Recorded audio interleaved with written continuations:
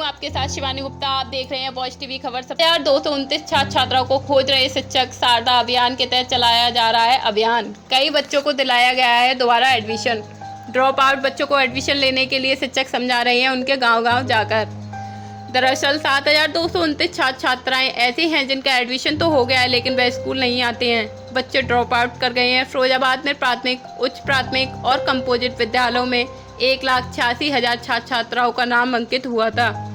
उसमें से 7,229 छात्र छात्राएं स्कूल नहीं आते हैं।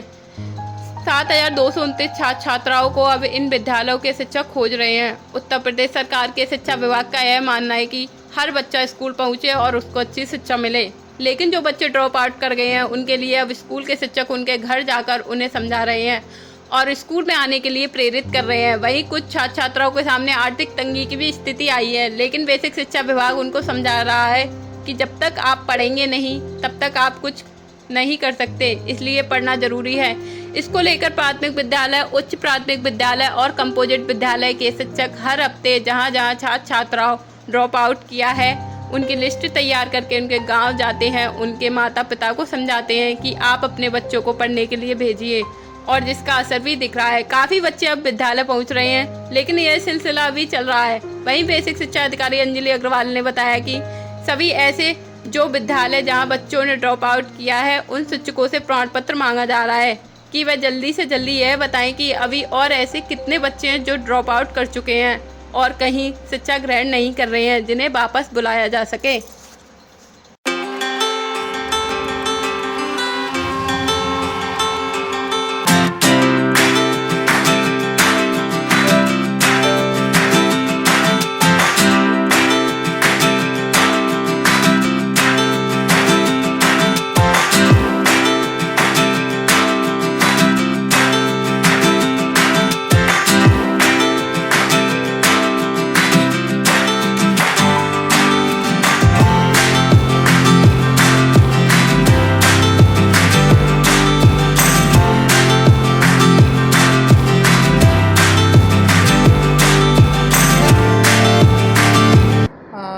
विद्यालय का जो वातावरण है आप देख ही रहे हैं कि उसको जो है वो आधुनिक तकनीकी से युक्त बनाने का पूरा प्रयास किया जा रहा है। विद्यालय में स्मार्ट क्लास के संचालन ज़्यादा से ज़्यादा विद्यालयों में हो, इसके लिए भी हम लोग प्रयासरत हैं।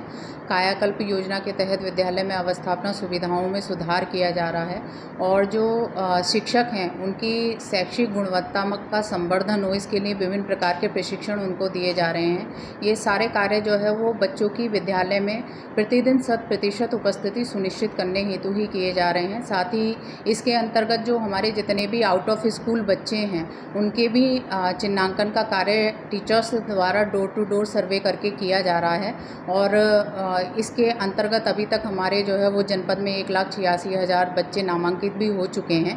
अब ये अंतिम चरण में जो है वो अभियान चल रहा है, तो इसके अंतर्गत शिक्षकों से कहा गया है कि वो प्रत्येक स्कूल से हमें जो है इस बात का प्रमाण पत्र दें कि 6 से 14 आयु वर्ष का कोई भी बच्चा अब नामांकन से शेष नहीं है, सभी बच्चों का नामांकन कर लिया गया है। मैम क्या नाम है आपका? मेरा नाम हेमलता सक्सेना है। कौन सा विद्यालय है ये यूपीएस सिविल लाइफ दबरई 1 to 8 कंपोजिट है। मैम ये अभी सरकार द्वारा एक अभियान चलाया जा रहा है। जो आउटडोर बच्चे थे जो विद्यालय नहीं आ रहे थे उनके एडमिशन हो गए थे, तो ये शारदा अभियान के तहत आप कैसे बच्चों के पेरेंट्स को समझाते हैं, कैसे बच्चे लाने का काम किया जा रहा है? कुछ बच्चों के तो हमारे पास नंबर हैं, जिन लोगों ने हमारे यहाँ से ड्रॉप आउट किया तो उनको तो हम नंबर से फ़ोन करके बुलाए। कुछ बच्चों को हम डोर टू डोर कर रहे हैं और हमने एक अभियान चला रखा है अपने विद्यालय से कि एक टीचर हमारे यहाँ प्रत्येक हफ्ते वो बच्चों से जानकारी लेते हैं और प्रधान जी के द्वारा उनको बुलवाते हैं। साथ जाकर डोर टू डोर जाती हैं हमारी मैडम और उन बच्चों को, अभिभावकों को समझाते हैं उनकी पढ़ाई बहुत ज़रूरी है शिक्षा आजकल, इसलिए उनको पढ़ाइए बच्चों को। उनको थोड़ा हम ये भी कहते हैं, थोड़ा सा एक तरह से ये भी समझाना होता है, लालच जिसको कहते हैं कि बच्चों को मतलब पैसे भी मिलेंगे, ड्रेस के लिए भी मिलेगा और बच्चों को आपके पास खाने के लिए नहीं है तो एक टाइम बच्चे खाना भी खाते हैं, फल दूध वगैरह लेते हैं, सब चीज़ें उनको मिलती हैं, ड्रेस वगैरह। और पढ़ाई अपनी ज़िंदगी के लिए उनके लिए बहुत ज़रूरी है। आप लोग कुछ और नहीं दे सकते तो पढ़ाई तो दे दें, क्योंकि सरकार हमारी इतनी सारी सुविधाएं दे रही है प्राथमिकता पर और फीस वगैरह भी नहीं लग रही है, तो बच्चों की पढ़ाई के लिए तो बहुत ज़रूरी आवश्यकता है। अच्छा, ये पता लगा कि ड्रॉप आउट क्यों कर रहे हैं? अक्सर कुछ बच्चे ड्रॉप आउट तो नासमझी में कर रहे हैं, हमारे जो क्षेत्र में ज़्यादातर बच्चे निकल रहे हैं वो नासमझी में लग रहे हैं, या कुछ बच्चों की प्रॉब्लम ऐसे जैसे किसी की मदर बीमार है या फादर नहीं है, तो वो बच्चे चूड़ियाँ लगा रहे हैं कि ये कर रहे हैं। तो हमने उनको समझाया कि आप लोग शाम के टाइम जब स्कूल बंद हो जाता है उस समय आप लोग बच्चे चूड़ियाँ लगाएं, कोई बात नहीं, छुट्टी वाले दिन लगाएं या एक दिन बना लीजिए हफ्ते में, हम उस दिन आपको स्कूल से छुट्टी दे देंगे, लेकिन बेटा ज़्यादातर स्कूल पढ़ने आइए। तो बच्चों को जब हम प्यार से समझाते हैं और उनको हकीकत लाइफ से अवगत कराते हैं तो बच्चों में इच्छा जागरूक होती है। और फिर हमने उनको ये भी कह रखा है पेरेंट्स को, हम आपको कोई पनिशमेंट नहीं देंगे, डांटेंगे नहीं, किसी सज़ा में नहीं खड़ा करेंगे, आप बेटा आइए, जितना हो सकता है पढ़ने आइए। क्या नाम है आपका? मैं लुबना वसीम, सहायक अध्यापक हूँ कंपोजिट स्कूल सिविल लाइन डबरई में। अच्छा, जो बच्चे ड्रॉप आउट हो रहे हैं, आप कैसे उन्हें समझा के लाती हैं और अभी क्या आपके द्वारा चल रही है प्रक्रिया, कैसे बच्चों को लाया जाए?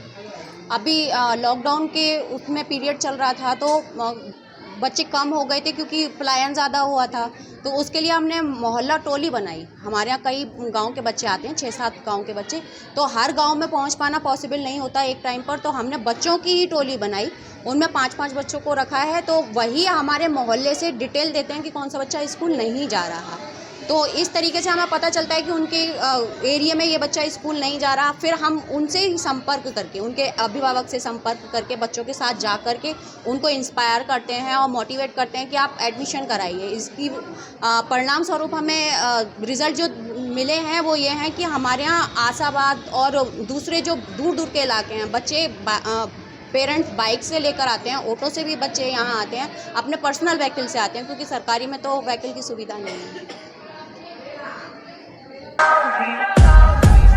बस तेरी याद जो मेरे साथ मुझको तड़पा फिर राती सबसे प्यारी तेरी सूरत।